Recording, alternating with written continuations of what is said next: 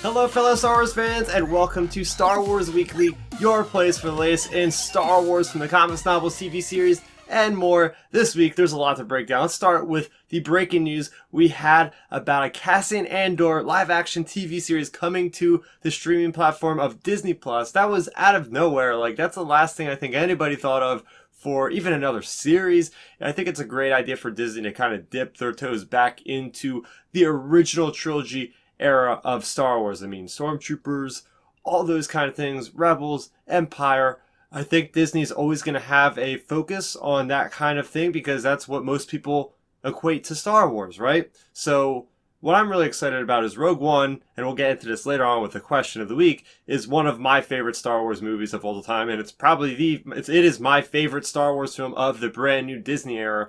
So seeing characters that are complex, like Cassian Andor, we know a bit about him, and we're going to learn so much more about him because it's going to be a spy thriller. Diego Luna is reprising his role. This really leads the door open to lots of different things happening in the future for Star Wars too, because it's the first time we're actually going to focus on a character in a live action series that's already been in Star Wars. And it really makes me excited about how he's a newer character in Star Wars. It's not like it's Obi-Wan, which is great. Eventually want a live action series, but this is one of the newer characters. If you guys have read the canon, there was a mention that he used to be a separatist. He used to be fighting from the age of 6 or whatever he says in Rogue One. So maybe we're going to get some flashbacks. What makes me really excited is just the era that it is in. This is in the dark times. I think this is what George Lucas originally envisioned for his live action series that he had 90-something scripts already made for, but at the time couldn't get it produced because there was simply no way of handling it. So I think this is what that kind of is going to be in that vein, where it's going to be dealing with the Empire, but I'm sure that the Rebels are also going to be dealing with some of the underworld kind of things going on.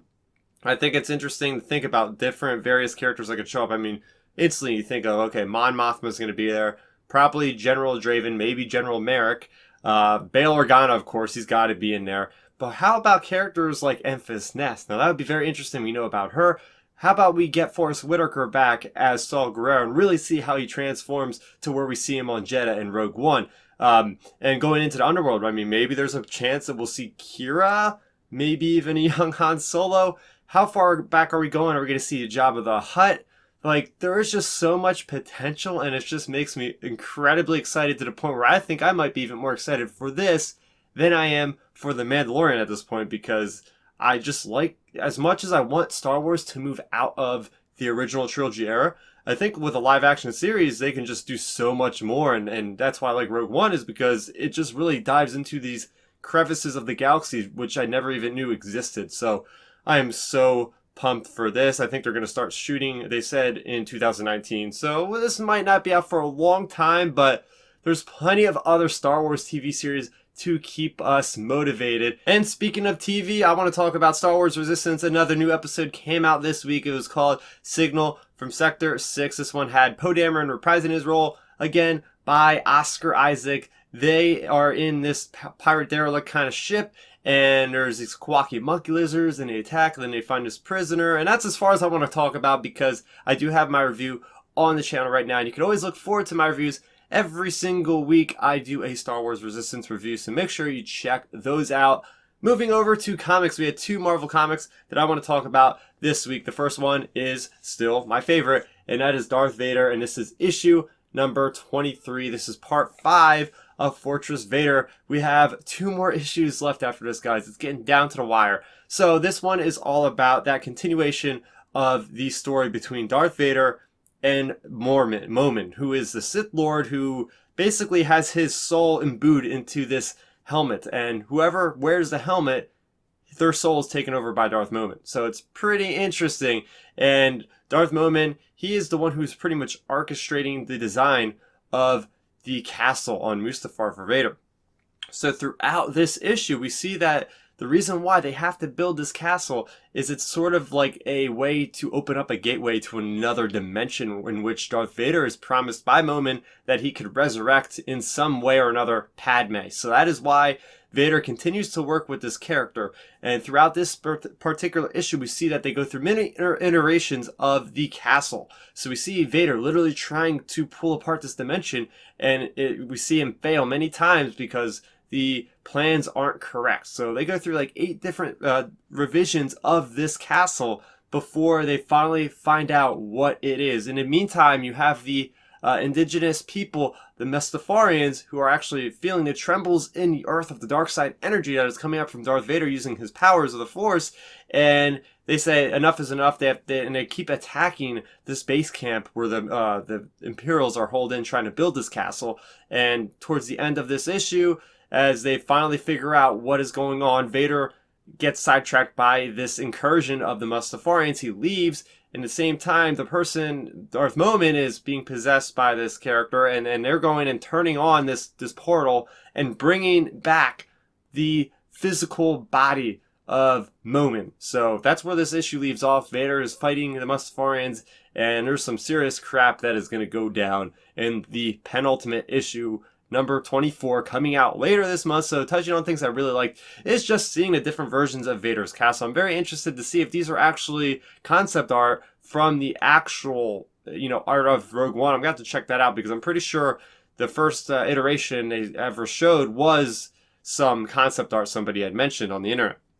So that was really cool, just seeing how the reasoning why this castle looks the way it does currently is because it's being held as a tuning fork into this different dimension of the dark side energy. So really cool. And I just like the whole concept of like the mysticism of the Force as far as the dark side of the Force, with being able to like bridge into the past or whatever the heck it does. This is where things start to get very weird, but it's very interesting and very cool that writer Charles Soule has given this much agency with the story of Darth Vader to really go into the depths of the Force and just really explore like we've never seen it before. I do like the idea of this helmet of Moments switching between different people throughout this issue. What happens is Vader gets frustrated by what happens. He kills the current host of Moment, then he puts the helmet on a stormtrooper. Okay, that doesn't work. He kills a stormtrooper and just keeps transferring the helmet from Moment to character to character. So that's really funny. And I did really enjoy seeing those quick glimpses of the stormtroopers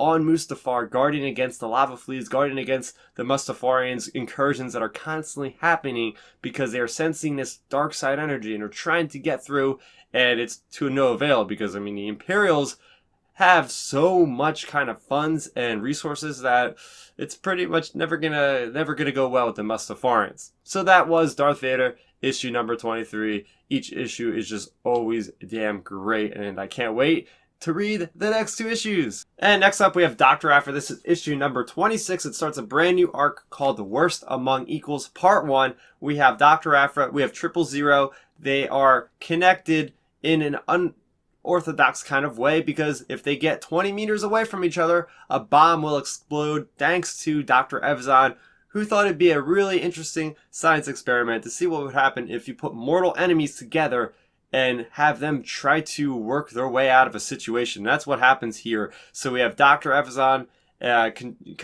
researching these guys. At the same time, they are on this planet called Milvain, and they're trying to find a person to possibly take these bombs, devices off their necks. They go to this cyber cryptic person, and well, next thing you know, he says to them, "Oh, I will take it off, no problem." They wake up, find out that he has taken their money and hasn't even done a thing to their devices around their neck. And well, guess what? 000 just straight up kills the guy. And well, now they really don't have any way of possibly getting this thing off their neck because the guy's voice recognition technology will not recognize him when he's dead. So that is kind of where the story leaves us. Some things I really liked about this issues. It's really shaping up to be a very interesting arc in Doctor Aphra. I think it'll be one of the best arcs when we come out of this. First off, I like to see that we're on the planet of Milvain, which is just hilarious because this is actually the planet that my favorite character from Rogue One, pretty much, Tam Posla, at least the background characters, he used to be a militiaman, a policeman kind of thing on this planet until he kind of defected.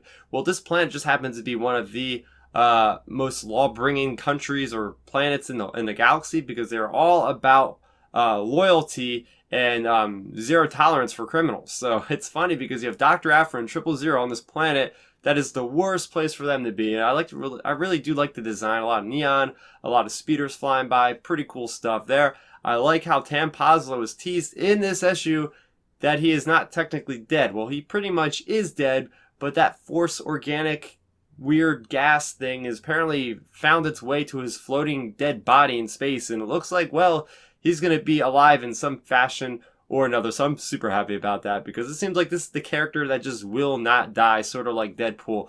Something else I really liked is seeing the relationship between Ponda Baba and Doctor Evazan. And, well, I didn't think we'd ever see them again, for sure. And you still see that Ponda Baba is missing an arm. So we're probably a couple of years after New Hope. So I'm wondering why it's taken this long for Ponda Baba to get an arm, because we see how quickly that Luke Skywalker gets a replacement hand in The Empire Strikes Back. So yeah, what's the deal with that? But still, I like seeing those two together. And speaking of like seeing two together, Aphra and 000. I mean, that's brilliant to have these characters that are at their necks, and now they have to be forced to work together in some fashion or another. And it's going to be very funny, but also very terrifying, because 000 is just causing ruckus and killing anything that gets in his path. So yeah, this is shaping up to be a very fun, very intense type of story that I can't wait to read more about.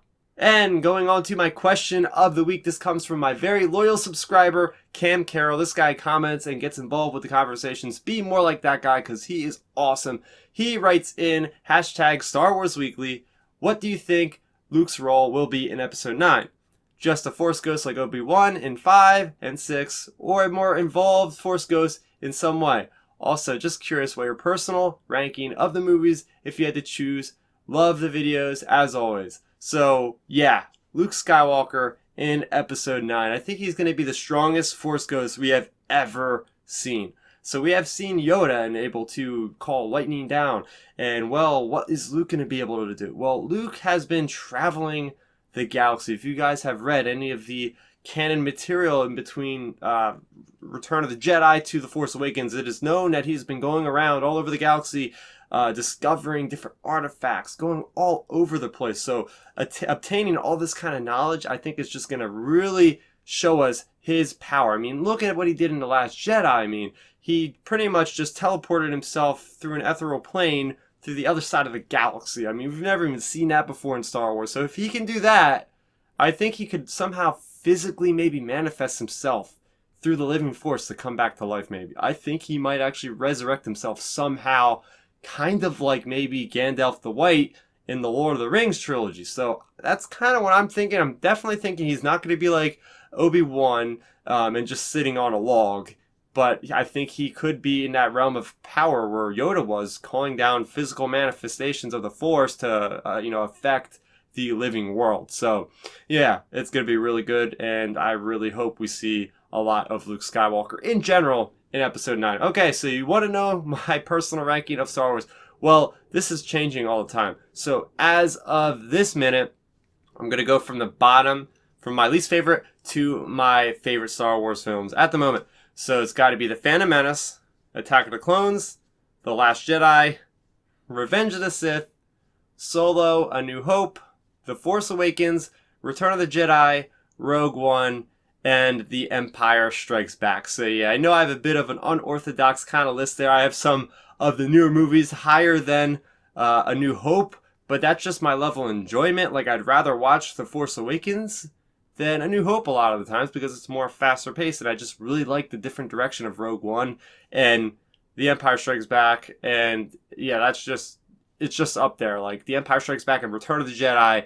Return of the Jedi was one of the first Star Wars movies. It was the first Star Wars movie I've ever seen, so it's always going to hold that sweet spot for me for definitely being in like the top 3 usually most of the time. So yeah, that is it. So that is my question of the week. If you guys want to get involved like Cam did, all you got to do is just comment in this video down below using hashtag Star Wars Weekly, or you can also tweet to me at Starrapter and use the hashtag Star Wars Weekly. Any kind of questions, our game, theories, speculation, whatnot. And, I really hope to hear from you guys because it's always fun to talk to you in the comment section. And just a reminder that my giveaway for Lando's Luck is closing down in just a couple hours. So do make sure you get your submissions in. I will have the link posted right up there somewhere, as well as in the description down below. Next week, you guys can look forward to Star Wars issue number 57, as well as Star Wars Adventures issue number 16. So what do you think of this week's releases? What do you think of the TV reveal of a Cassian Andor series, and how are you enjoying the Darth Vader and Dr. Aphra comics? Let's talk about them in the comment section below. If you're new to the channel, I have plenty of other Star Wars content that I release on a weekly basis. Just like I mentioned, I do Resistance reviews every week, as well as stuff like these comic book reviews and different things here and there. So make sure you're subscribed so you never miss another video, and it always helps me out. Thanks for the support, guys. Please do your share by sharing this video to all your buddies that love Star Wars, just so we can have a bigger community and enjoy it with each other. That is going to do it for me, Starrapter. Thank you guys for watching, and may the Force be with you always. Thanks for checking out the video. Please hit that thumbs up symbol. It helps me know that I'm making content that you guys enjoy. And if you enjoyed this video, I also include 2 videos down below you guys should check out. And please consider subscribing to this channel. It helps support me, and it notifies you guys of when I get new videos up on the channel. You can also contact me on Twitter, Facebook, and Instagram at Starrapter.